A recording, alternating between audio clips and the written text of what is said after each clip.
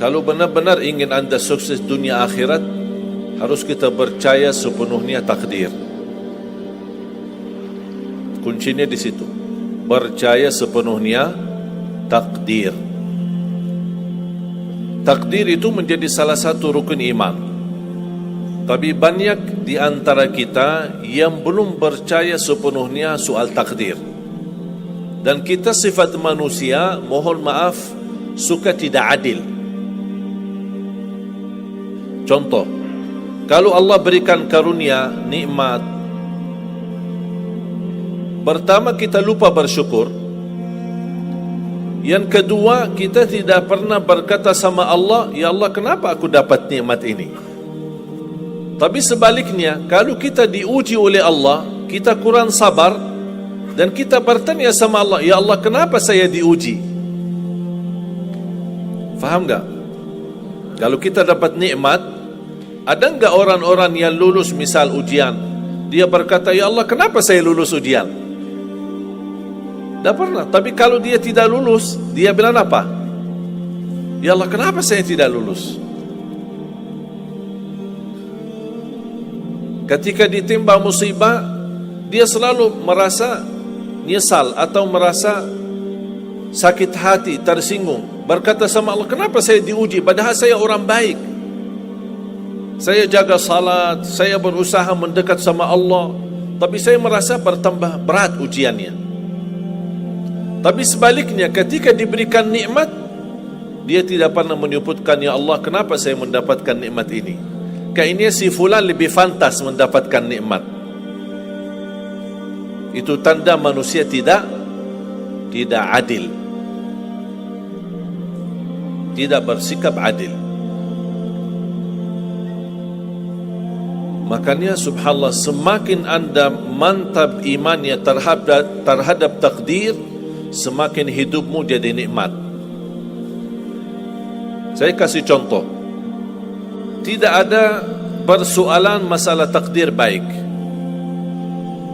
Itu bukan masalah bagi kita. Justru kita bertambah senang kalau kita mendapatkan takdir yang baik. Tapi yang menjadi persoalan bermasalah bagi kita adalah takdir buruk.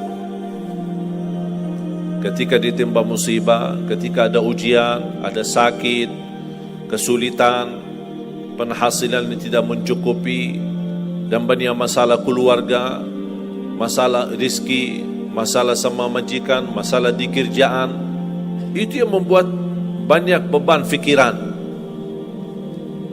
Tapi kita harus tahu, sebenarnya walaupun takdir itu ada baik, ada buruk, kenyataannya buruk, nampaknya buruk, tapi hakikahnya baik. Hakikahnya baik. Tapi kapan kita bisa tahu takdir yang buruk ini bisa menjadi baik bagi kita? Belum tentu sesaat terjadi ujian itu. Bisa jadi belakangan, bahkan bisa menjadi sekian lama baru kita tahu dan sadar ternyata takdir itu baik bagi kita. Sebenarnya kalau kita tahu rahasia takdir, apapun yang akan terjadi, kita tidak ada kekhawatiran. Karena kita tahu sesudah ujian ini pasti ada sesuatu kebaikan. Dan yakini Bapak Ibu, Allah subhanahu wa ta'ala maha baik. Allah tidak senang menyusahkan hambanya. Tapi kadang-kadang proses untuk menuju kebaikan ada kesulitan dan tantangan. Berarti intinya apa? Apa yang saya ingin sampaikan, jangan ada yang merasa sakit hati atau merasa tersinggung ketika menghadapi ujian, merasa belum terkabul keinginannya. Allah sudah kabulkan. InsyaAllah tidak ada di antara kita yang ditolak doanya.